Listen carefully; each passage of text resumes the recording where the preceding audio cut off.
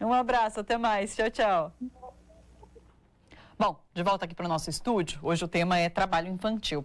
No Brasil, 2,5 milhões de crianças e adolescentes entre 5 e 17 anos ainda são explorados. Isso representa 6% do total da população brasileira nessa faixa etária.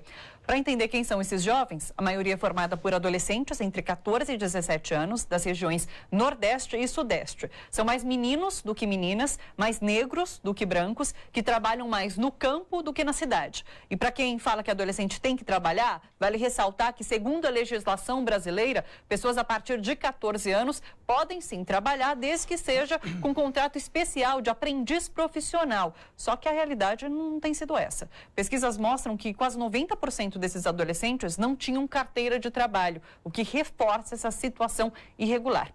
Bom, depois de todos esses dados, pessoal, que país é esse que a gente está construindo com esse tipo de mão de obra? Quem começa? Vamos dar a palavra para o Max? Posso começar? Bom, obrigado pelo convite. Sabe que esse tema que você comentou agora sobre os vazamentos da Lava Jato tem muito a ver com o que nós vamos falar aqui, que é a violação de direitos humanos. Porque se trata de estruturas de controle de poder, de proteção de ações predatórias. Sim. Não é? Então, num contexto geral, as coisas elas se parecem um pouco porque a formação do Brasil está um pouco fundada em ações predatórias que colocam uma parcela substancial da população numa situação de violação. Esses 2,5 milhões de crianças e adolescentes trabalhando, se você fosse colocar eles todos juntos, seria a quarta cidade mais populosa do país, né? Depois de São Paulo, Rio, Brasília, trabalho infantil. Né? E por que tem tanta criança e adolescente trabalhando?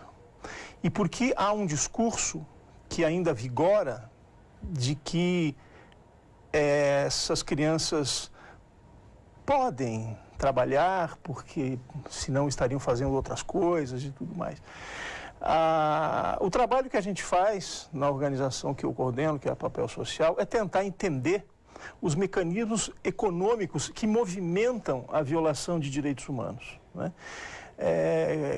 E faço isso já há muito tempo, né? Pelo menos desde 2002 nós investigamos cadeias produtivas, que é entender quais são as responsabilidades nos diferentes elos de produção de uma mercadoria e qual responsabilidade cabe aos atos de violação, digamos assim, aonde estão os atos de violação. Hoje existe tanto trabalho infantil no país porque existe uma estrutura produtiva, existe modelos de negócios que financiam e que se beneficiam dessa estrutura, né? Nós apresentamos um mês atrás na Universidade de Harvard uma pesquisa que nós fizemos focada na cadeia produtiva do cacau, por exemplo, né? Em parceria com a Organização Internacional do Trabalho e o Ministério Público do Trabalho. Nós identificamos 8.000 crianças e adolescentes trabalhando na colheita do cacau e identificamos que essas crianças e adolescentes estão lá porque grandes multinacionais do setor de alimentos e de chocolate se beneficiam dessa estrutura. Porque elas se relacionam com atravessadores que mais ou menos limpa a imagem delas na ponta da cadeia. Não, a gente não sabe muito bem, esses são atravessadores e tal. E esses atravessadores negociam um preço com a família que ela precisa colocar o seu filho para trabalhar. E aí a primeira pegadinha. Você vai ouvir muitas vezes um pai, ou vai ouvir um prefeito, ou vai ouvir um secretário de educação de um município onde tem criança trabalhando. Ele diz o seguinte: é melhor essa criança estar trabalhando do que estar usando drogas ou na rua. Esse é um discurso padrão que você observa nesses momentos. De fato, o que ocorre é que essa criança ela não está trabalhando. Ela está aprendendo a crescer numa relação de subserviência a uma estrutura que colocou o pai dela. Ela não está aprendendo nada. A única coisa que ela está aprendendo é ser um trabalhador violado, né?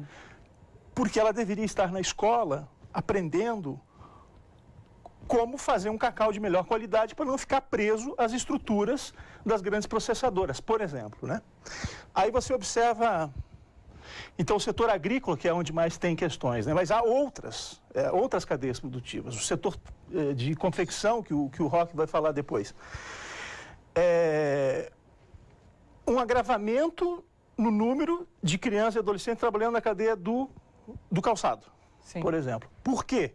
O modelo de negócio que foi muito enfrentado no ponto de vista das violações no começo do século e que regrediu no trabalho infantil, voltou a crescer nos últimos 10 anos pela fragmentação das estruturas de produção, né? Você leva as oficinas para dentro de casa e ali você coloca os seus filhos trabalhar porque você recebe um valor muito pequeno. Então, o que se configura hoje, no meu entendimento, e pelas viagens que a gente faz pelo país, pelos locais que a gente vai, pelas cadeias produtivas que a gente estuda, o que traduz esses 2,5 milhões de crianças e adolescentes? Existem empresas se beneficiando dessa estrutura. E esse é o ponto que precisa ser olhado no nosso entendimento. Posso falar sobre isso daqui a pouco. Sim, porque inclusive você comentou essa visão de pessoas que acham que é melhor estar trabalhando. O deputado, o delegado Valdir, líder do PSL na Câmara, falou recentemente que as crianças tinham que começar a trabalhar com 12 anos, que era uma forma de combater a criminalidade.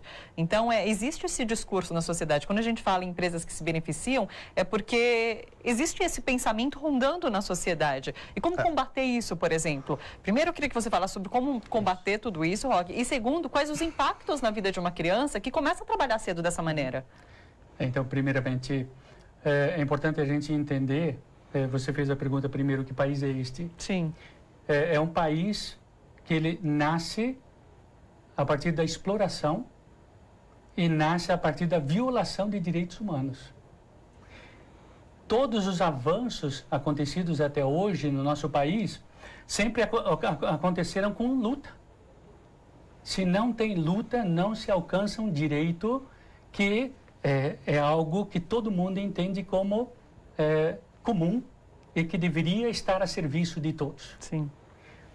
Quando se trata de imigrante, de refugiado, é ainda pior. Porque a violação dele vai ser mais dura, mais pesada do que o nativo.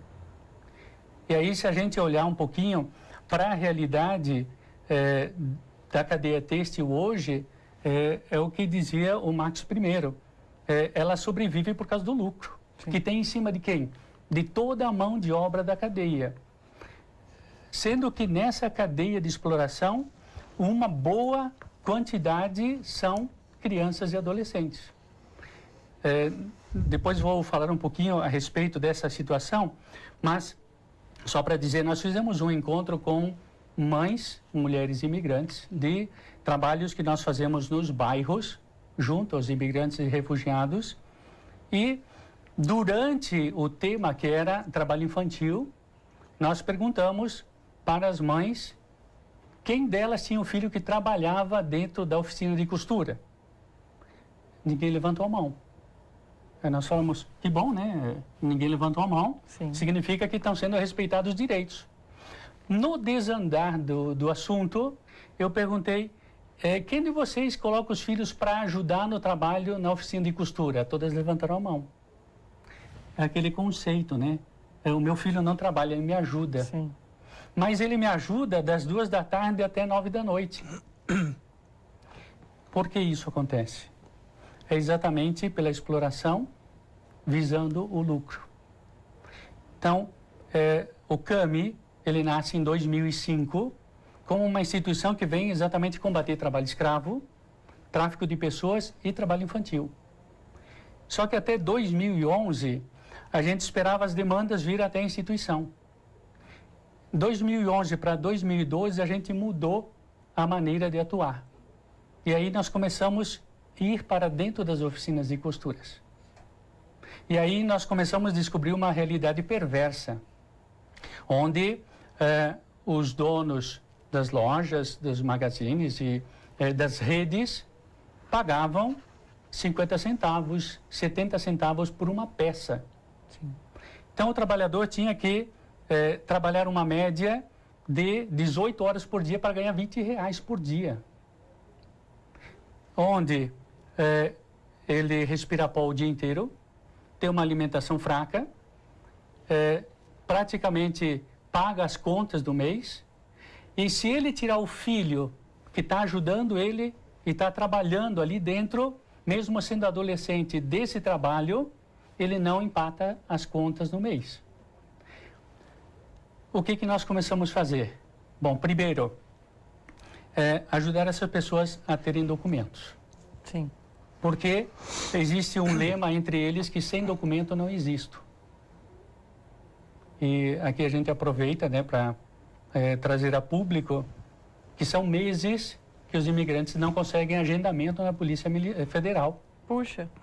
Sim. Ou seja, eles tentam entrar para se agendar, para se regularizar, mas não conseguem agenda. Com isso, ele fica irregular. Pela nova lei de imigração, cada dia irregular no país, ele paga R$100 de multa. Ele ganha 20 no trabalho informal. Puxa, e ele tem que pagar 20, ele tem que pagar 100. Sim. Ou seja, outra perversidade que está dentro do caminho do imigrante e do refugiado. Sim. Mas, voltando para dentro da oficina de costura, então, é obrigado a colocar todo mundo a serviço da máquina, e a máquina é levada para dentro de casa na informalidade para poder servir um sistema que está abusando e explorando de todo esse grupo. Então, primeiro, documentação. Então, apoiamos para a pessoa se regularizar no país. Em muitos casos, o processo funciona assim: se regulariza primeiro o pai, depois a mãe, por último, as crianças. Sim. Crianças que deveriam estar na escola, que muitas vezes não estão na escola, porque estão servindo uma máquina. Sim. Crianças que poderiam estar praticando lazer, que poderiam estar numa biblioteca, que poderiam estar fazendo outra coisa de criança. Sim. E estão fazendo um trabalho de adulto para servir o sistema. Sim. Eu vou aproveitar para trazer para essa conversa a Cíntia Ramos, que está em Brasília. Ela é integrante do Fórum Nacional de Erradicação do Trabalho Infantil. Oi, Cíntia, tudo bom? Seja bem-vinda. Oi, Thalita, obrigada. Boa tarde, Marques. Boa tarde, Ana Valéria. Que um prazer participar com vocês. Prazer é nosso. Cíntia, no ano 2000, o Brasil assumiu, junto com a OIT, o compromisso de adotar, então, medidas que garantam a proibição das piores formas de trabalho infantil. Eu queria que você atualizasse para a gente como esse governo, em especial, tem se comportado na implementação de políticas públicas, de medidas para reduzir esse número alarmante de 2,5 milhões de crianças e adolescentes que trabalham hoje no país. Olha, Thalita, como você disse, né, o compromisso assumido pelo Brasil no ano de 2000, ele foi especificamente implementado através do decreto 6481, que foi assinado em 2008, e desde então ele tem pautado as atividades de inspeção do trabalho, quer dizer, os auditores fiscais do trabalho, eles têm essa capacidade de, baseado na lista contida nesse decreto 6481, de investigar situações de trabalho e, caso identifique pessoas que estejam abaixo da idade mínima para trabalhar, desempenhando essas atividades, que são os trabalhos infantis perigosos, eles podem lavrar autuando essas empresas. O que acontece, eu acho que os colegas falaram bem, que hoje a situação na investigação dessa situação de trabalho infantil, ela entra numa informalidade, no meio doméstico ou no meio realmente escondido em porões, onde essas atividades muitas vezes acontecem sem o acesso das autoridades. Então, veja bem, existe uma dificuldade porque o auditor fiscal ele não tem essa autonomia para entrar dentro de um domicílio, para verificar se as crianças, juntamente com os pais, estão trabalhando, seja numa oficina de costura ou mesmo fazendo catação de material, como é muito comum na área de produção de confecção. O que acontece, então, é que existe uma necessidade de mapeamento dessas situações de trabalho infantil e de uma atuação em conjunto de assistência social, de educação e também da fiscalização do trabalho.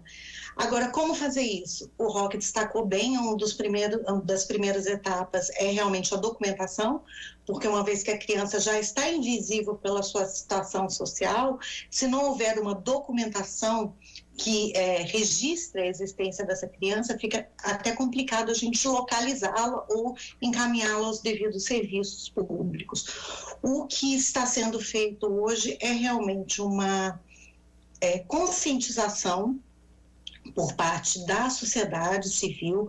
Nós tivemos um momento de culminância dessa campanha, que foi agora, semana passada, no dia 12 de junho, dia de combate ao trabalho infantil.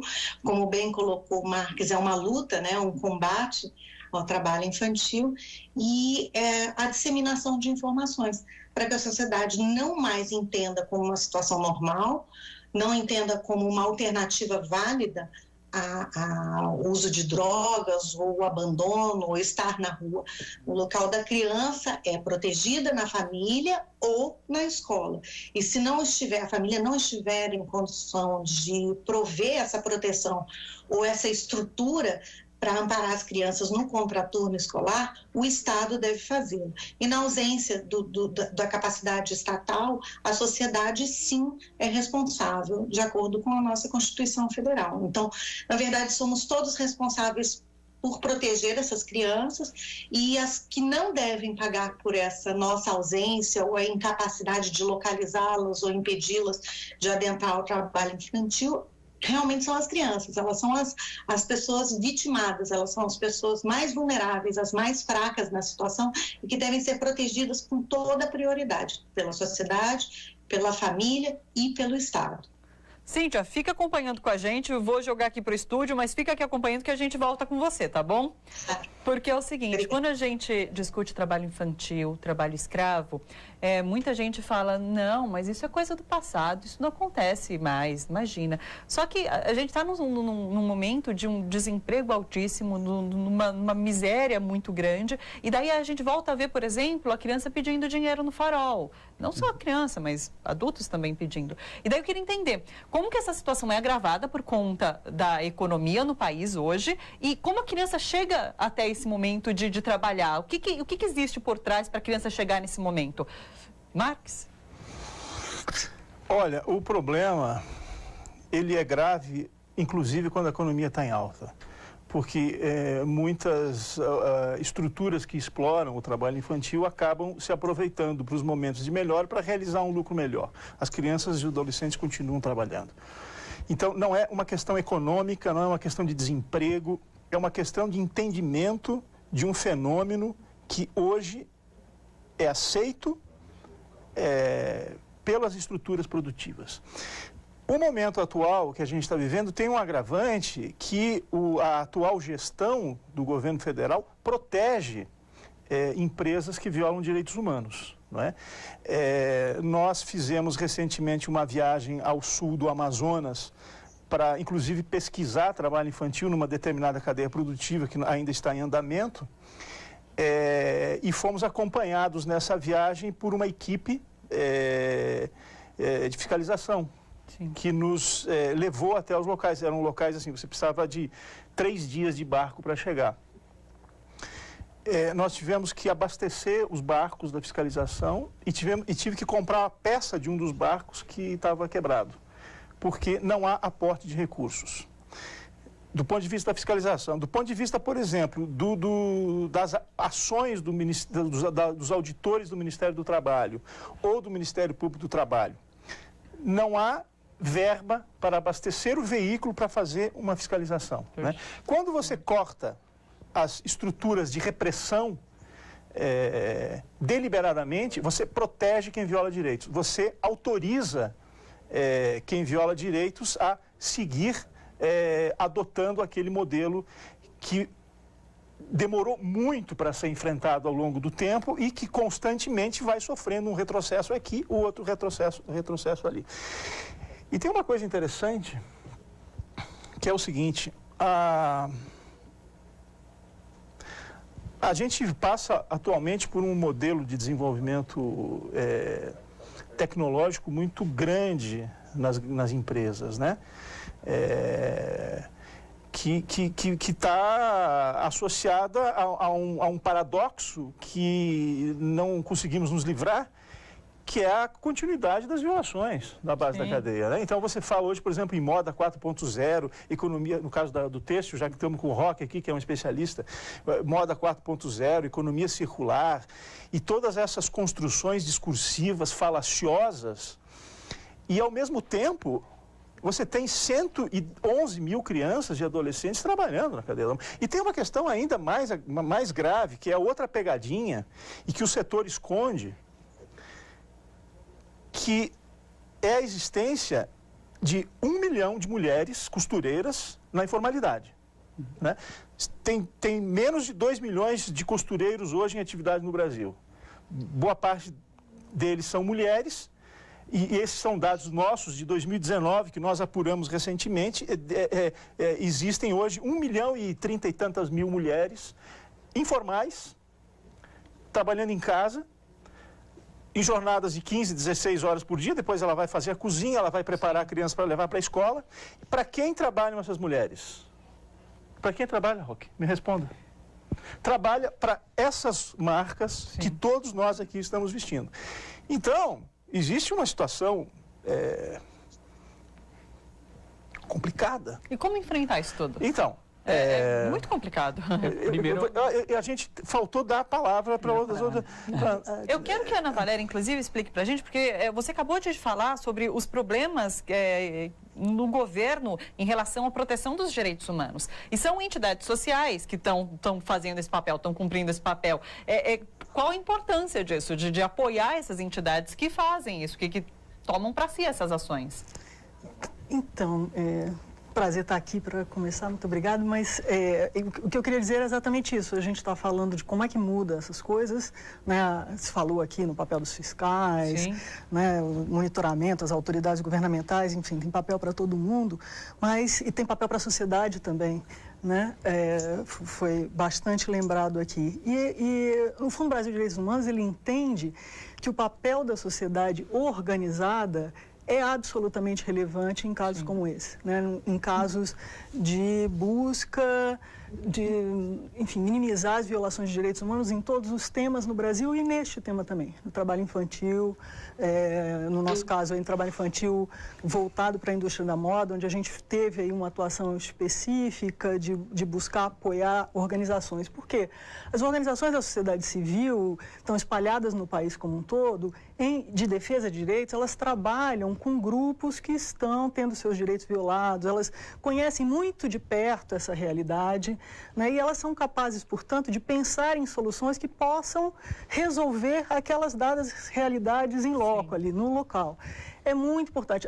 O problema é que a sociedade conhece muito pouco dessas organizações, né? Tem muita dificuldade de entender qual é a relevância do seu papel, a relevância do seu papel, inclusive na construção dessa democracia, de mais um ator capaz de pensar em soluções, capaz de atuar com as vítimas de violações de direitos humanos. Então, organizações, por exemplo, que trabalham junto às mulheres ou às mães, na indústria têxtil, que estão com seus trabalhos informais dentro de casa, envolvendo seus filhos, organizações que possam capacitar, formar essas mulheres, ajudar a que elas esclareçam, sim, elas entendam, compreendam os seus direitos, pelos quais elas podem lutar, pelos quais elas podem brigar, compreendam os direitos dos seus filhos. Esse tipo de organização é absolutamente fundamental nessa busca de transformação geral. É claro que nós temos toda uma necessidade de fazer com que a estrutura do país funcione, com que as autoridades funcionem, mas a sociedade tem um papel absolutamente importante nessa voz de buscar, de pedir que as coisas funcionem. Sim. E as organizações sociais que trabalham junto às vítimas de violações de direitos humanos, no caso, né, do trabalho infantil, e você tem organizações dessas espalhadas pelo país inteiro, são fundamentais, fortalecendo as vítimas, propiciando formação em direitos, em defesa de direitos, propiciando uma articulação onde essas organizações possam se conversar entre elas, entender a realidade de um lugar que é similar a de outro, ver como é que está sendo solucionado aqui e trazer essa solução para cá. É fundamental entender a relevância do papel da sociedade civil organizada no Brasil hoje e se apoiar isso. É isso que o Fundo Brasil tem feito, esse é o nosso papel. Eu posso falar um pouquinho mais sobre isso depois, mas enfim, eu acho que é muito importante a gente trazer esse ator, porque a gente esquece dele. A sociedade civil organizada em organizações na base, que trabalham com as vítimas de direitos humanos, são fundamentais nessa transformação. Thalita, na verdade, a maioria dessas organizações, elas vêm para preencher uma lacuna que o governo não faz, ou que não tem competência para fazer. Então, aí a gente nasce para ser uma resposta daquilo que não existe resposta. Então, onde é que a gente está? A gente está lá na base, lá dentro dessa realidade. E, no caso nosso, né, dentro da questão do trabalho infantil, a gente visita as oficinas de costuras. E a gente vê lá desde bebê, no meio de todas as roupas, ou as peças, ou as roupas, embaixo das máquinas, nas camas onde está tudo amontoado de roupa já confeccionada para depois serem devolvidas para as lojas. Então, elas têm um convívio diário com uma situação que vai agravar problema de saúde. Claro. Vão acontecer acidentes com elas, como já atendemos crianças que perderam dedos, que perderam a mão, porque entra embaixo da máquina. Sim. A máquina tem a polia girando, bota a mão para se segurar e acaba a mão entrando dentro das polias. Então, perde parte da mão, perde dedos, agulhas que arrebentam a mãe muitas vezes para não parar, porque não pode parar, ela tem que amamentar enquanto está costurando. Arrebenta uma agulha e acaba atingindo a criança. Puxa vida. Então, a gente conhece essa realidade. Sim. E a gente sabe que precisa de espaços primeiro como este, para a gente levantar essa situação, para a sociedade poder olhar e dizer aquela sua pergunta primeira, que país é este? Né?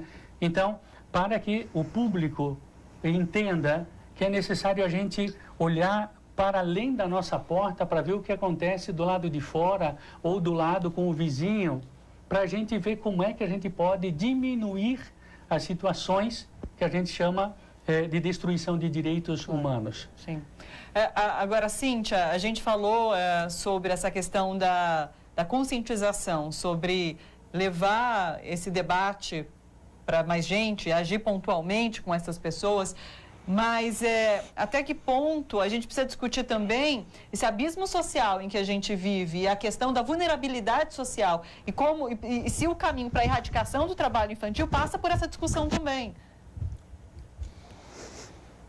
Bom, com certeza, se não houver a percepção da sociedade sobre a questão desse abismo social, como você bem colocou, dessa diferença de acesso a serviços, à escola, a um contraturno escolar para as crianças que são filhas dessas mães costureiras, dessas pessoas que não têm acesso a alternativas privadas para cuidar dos filhos, então você realmente você não consegue alcançar uma solução viável, porque essas famílias elas estão no limite da subsistência.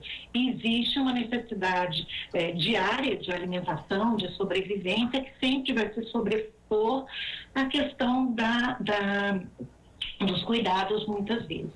É claro que a gente entende que não existe um descuido dos pais proposital com as crianças. Quer dizer, os pais geralmente levam em situações de extrema necessidade, como o Roque mesmo falou, as mães que não podem parar de trabalhar e amamentam os filhos dentro daquele ambiente insalubre, e isso demonstra que existe o interesse da família por uma busca de uma alternativa melhor, ou seja, é necessário que se disponibilize.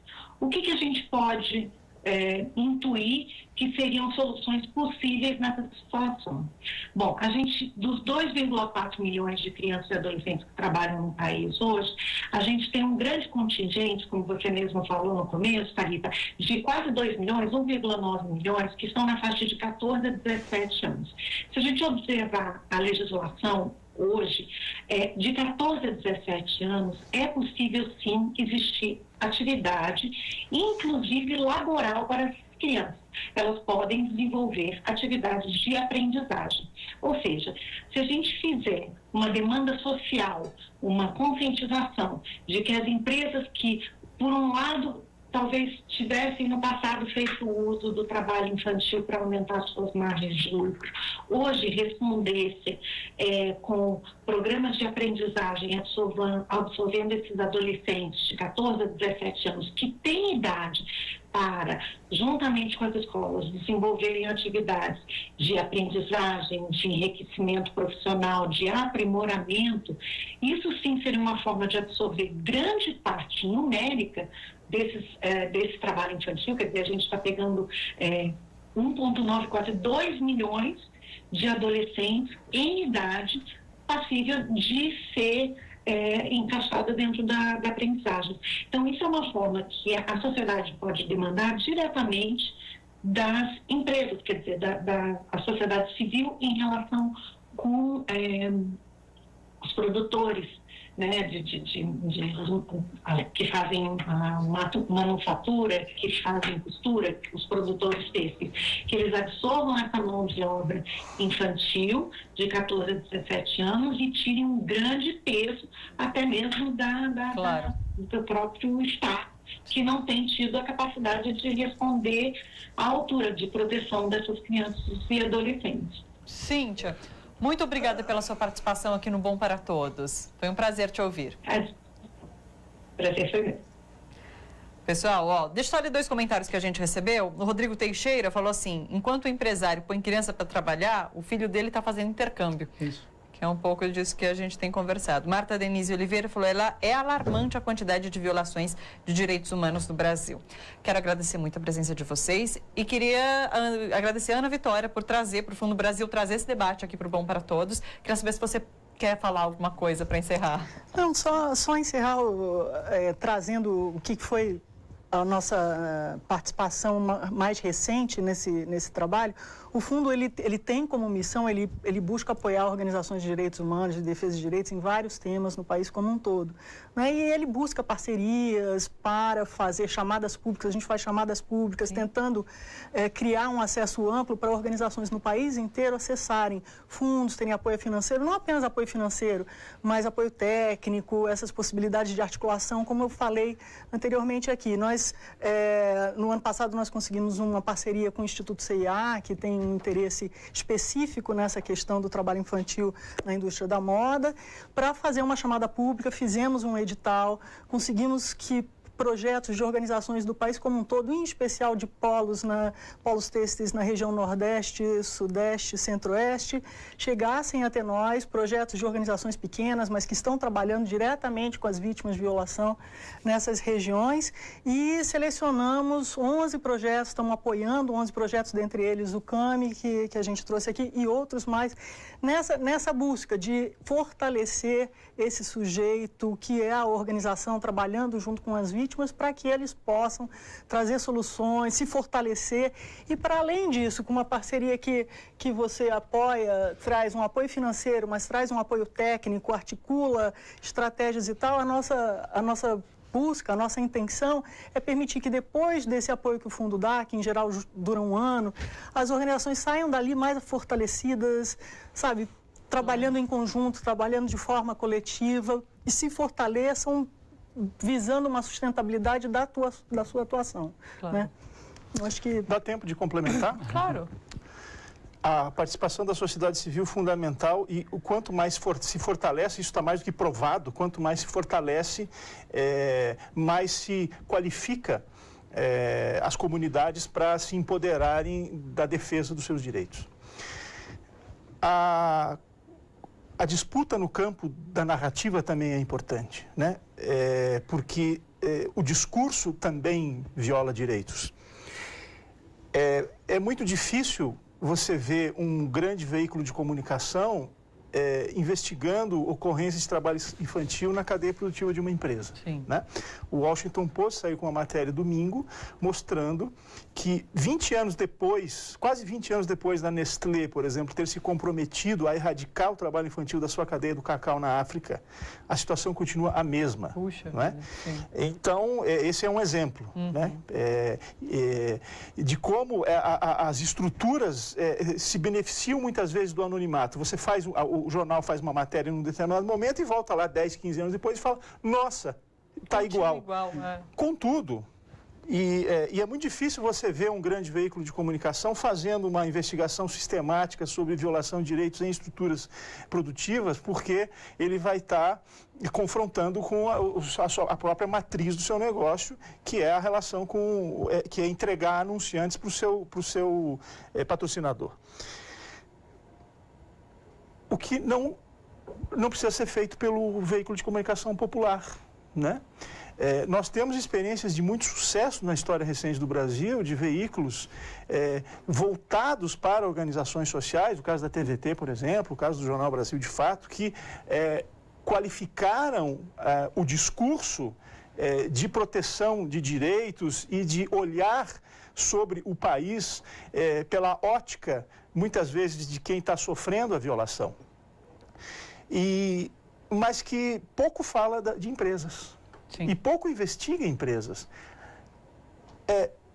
O governo manda muito pouco no país. O Bolsonaro não manda nada no país. Ele está a serviço de grupos, de organizações. Isso está posto, está claro. Quais são esses grupos? Né? Quais são as empresas que hoje estão violando direitos porque estão sendo protegidas pelas estruturas de poder? Né? O Jornal Nacional não vai contar essa história. Né? Então, a gente espera que essas histórias possam ser cortadas por veículos com a liberdade de poder fazer isso. Claro. Eu agradeço a participação e muito obrigado. Eu agradeço vocês, pessoal. Muito obrigada pela participação. Parabéns pelas ações que vocês desenvolvem. O projeto que a gente vai fazer junto com o Fundo Brasil é para que as crianças entendam os seus direitos e as mães e os pais conheçam os direitos das crianças. Isso vai ser implementado em 10 bairros a partir de jogos. É a tal da gamificação contra o trabalho infantil. É isso. Obrigado pelo espaço. A gente que agradece demais, pessoal. Muito obrigada. Olha, você que acompanha a TVT e quer ajudar na construção